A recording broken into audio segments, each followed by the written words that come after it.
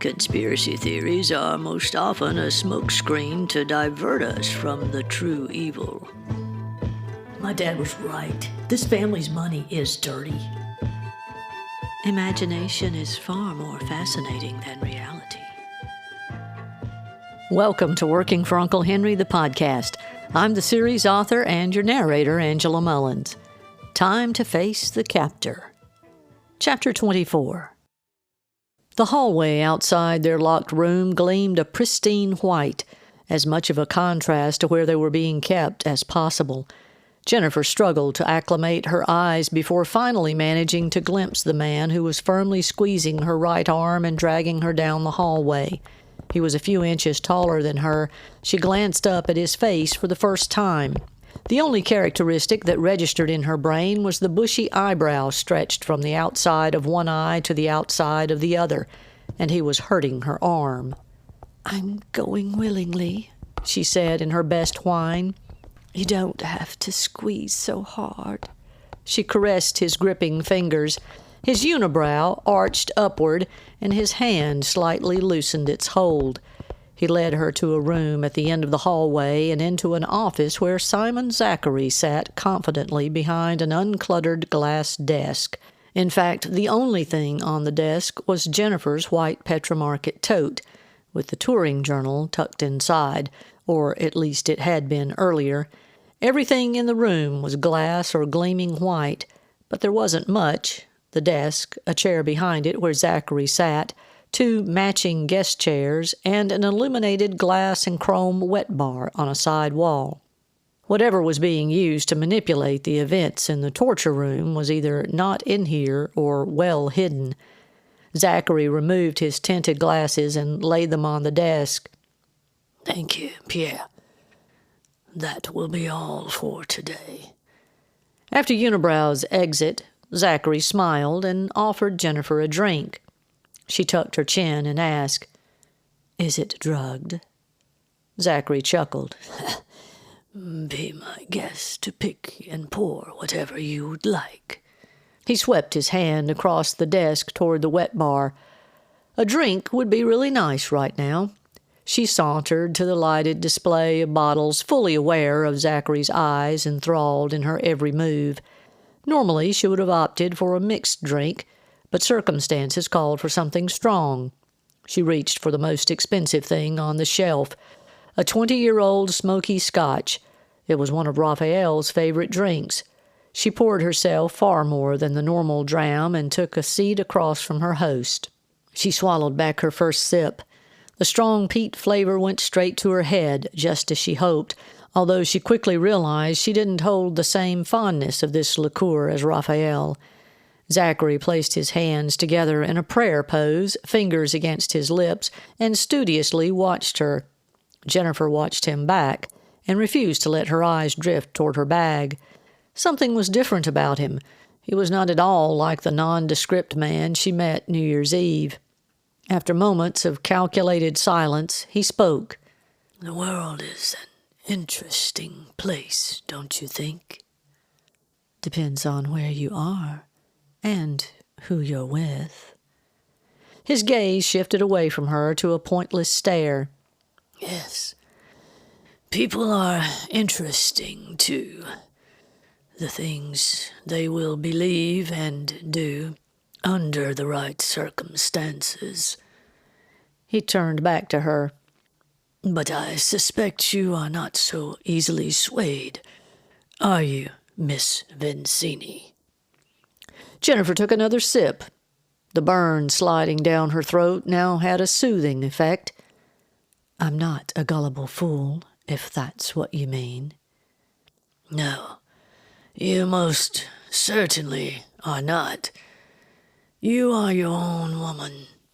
I suspect you care about very little." She hoped he didn't notice her slight hesitation before the next sip. He appeared to know her better than she would like, and there was something about him, his voice, his gaze. They held you, made you not want to look away. She hadn't noticed that about him New Year's Eve. He had seemed an ordinary guy that night. But then she had other things on her mind that night, and perhaps he had too. Without his glasses, he appeared much more charismatic. Amazing what a difference they made. She sat quietly and took in his features. He was various shades of dark.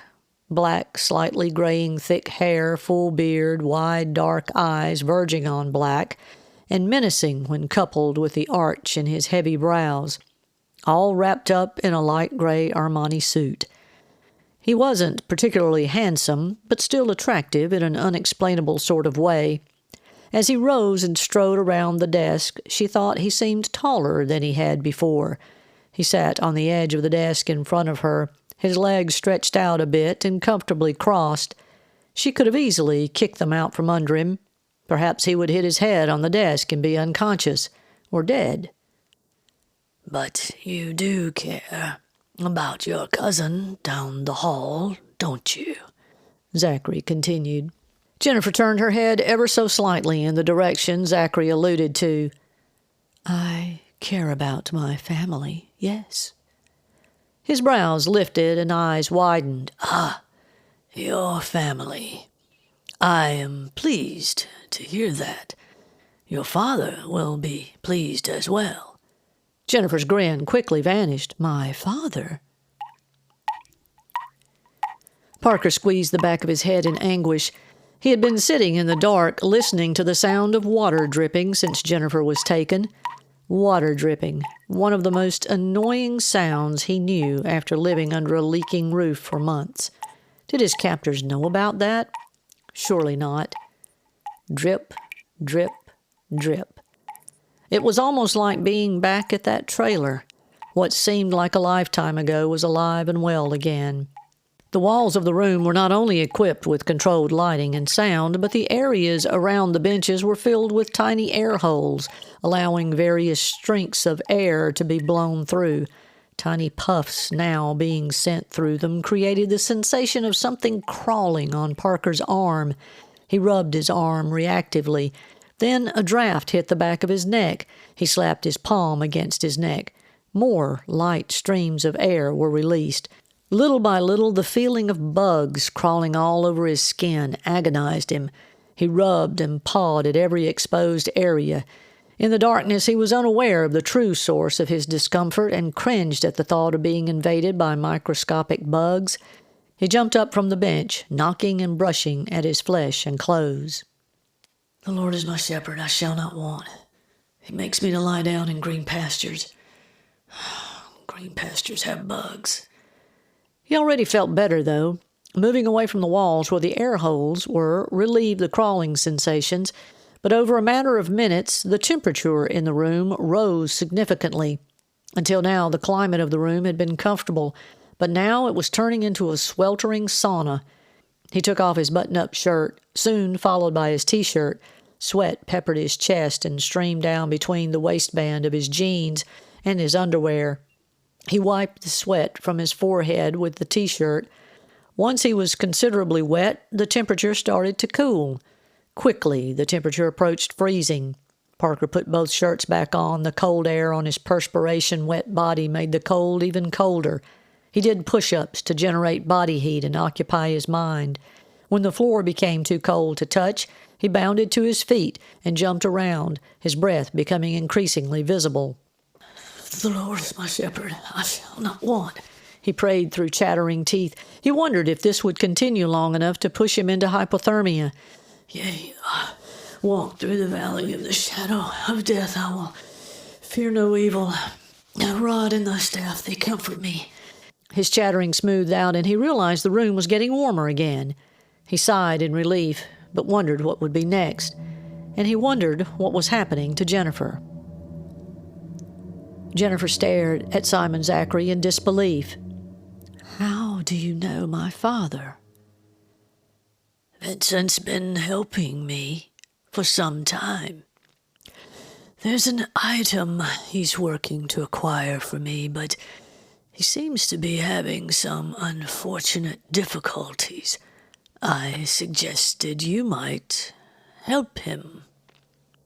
She finished her scotch and leaned back in her chair. I'm listening. I have a plan, Miss Vincini. And did that plan include killing Dak Qatar? Zachary smiled. Not originally, though I knew it might become necessary. Mr. Qatar lacked loyalty, shopping around his theories to others, your uncle among them, and after I had compensated him generously. And then, of course, there was the entanglement with you. It was Jennifer who smiled this time, staring into the empty glass in her hand. As I said, the world is an interesting place, but it is also a very messed up place, full of idiots, as our friend Mr. Qatar demonstrated. He stared toward an empty corner of the room and recited, "What luck for the rulers that men do not think." Do you know who said that? Someone in politics, I'm sure. Zachary grinned and looked away again. It also gives us a very special secret pleasure to see how unaware the people around us are of what is really happening to them. His piercing eyes turned back to her.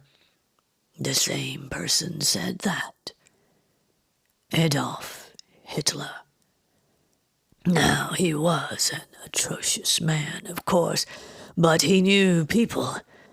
Steve Jobs, he said people did not know what they needed, but he did. So he built what they needed, and look what happened. I know what people want, what they crave, and I know how to give it to them. Do you know what that is? Do you know what people want? She knew what she wanted, but decided to keep that to herself. I'm interested. Tell me. People want peace. It's what they've always wanted, but they don't understand themselves or life well enough to realize it. And they certainly don't know how to achieve it. But once they get it, he nodded to himself. They'll know it's what they've been searching for. Jennifer pondered his words and considered the possibility of truth in them. Perhaps he was right. Imagine it. He spread his hands out in an all-encompassing wave. A world with no wars, no crime, no political backbiting. Imagine all the horrible things in our world that peace would eliminate. Sounds wonderful and ambitious. And perhaps she thought to herself, he's been listening to John Lennon too much. He smiled. Yes, but I have a secret, and I will need some assistance. He stared at her silently. Finally, she responded with surprise.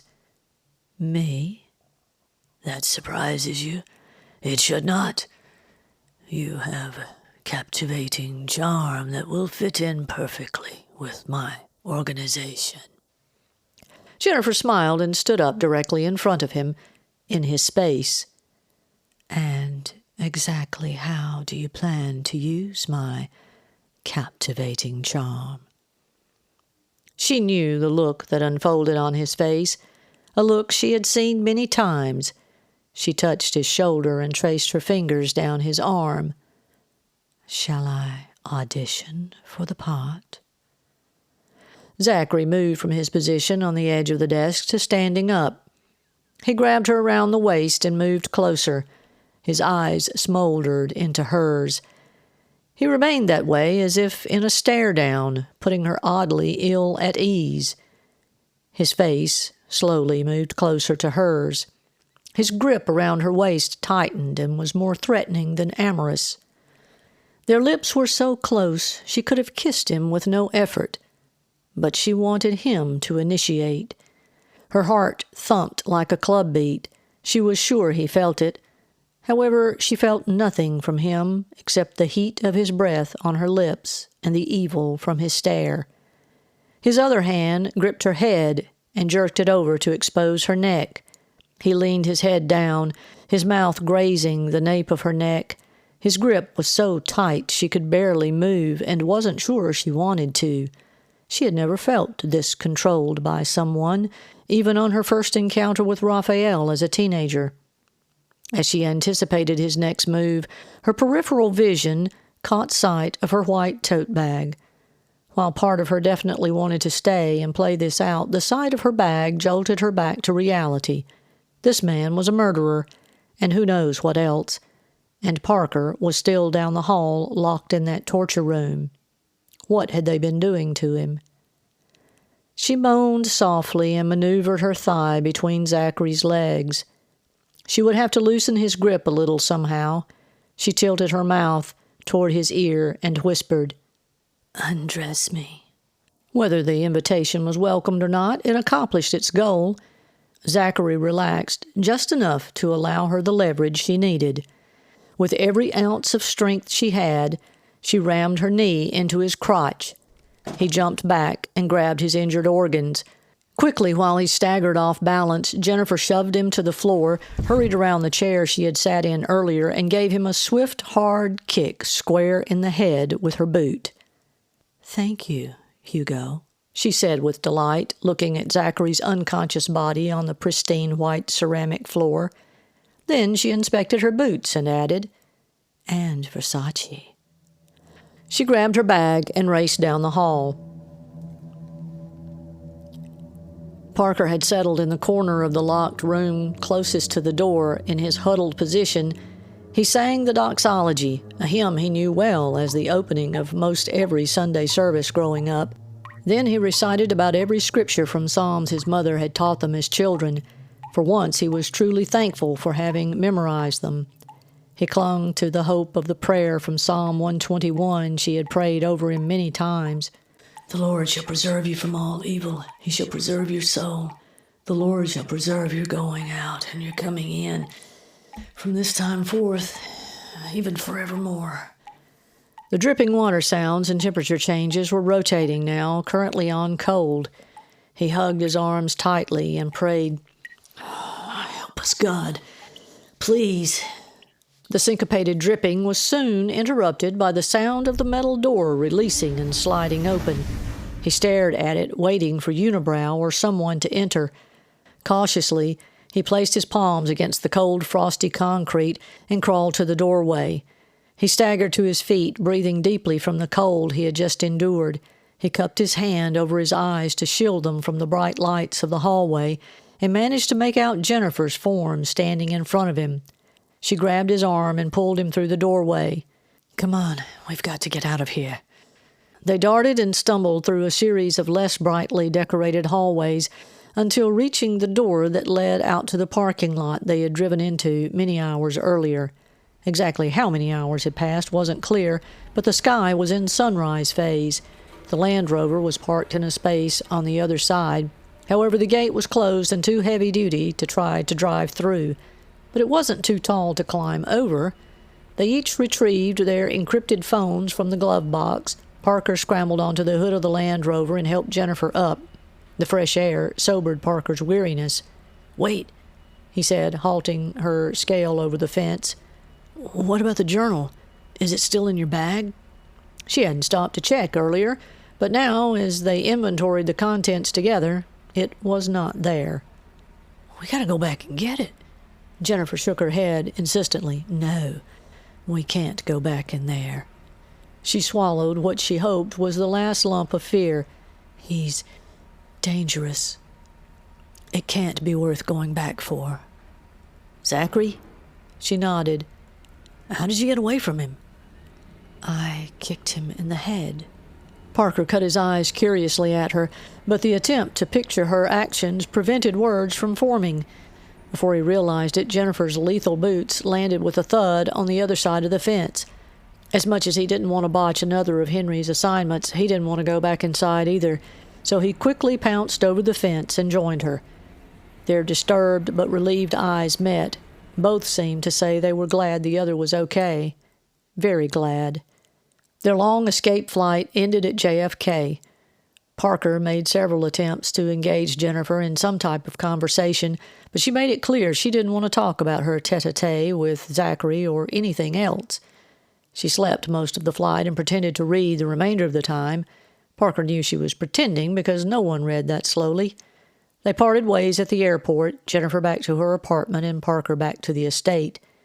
Her kiss goodbye was void of emotion, as if someone else had returned home with him. But the biggest thing on Parker's mind was the feeling they had escaped a little too easily.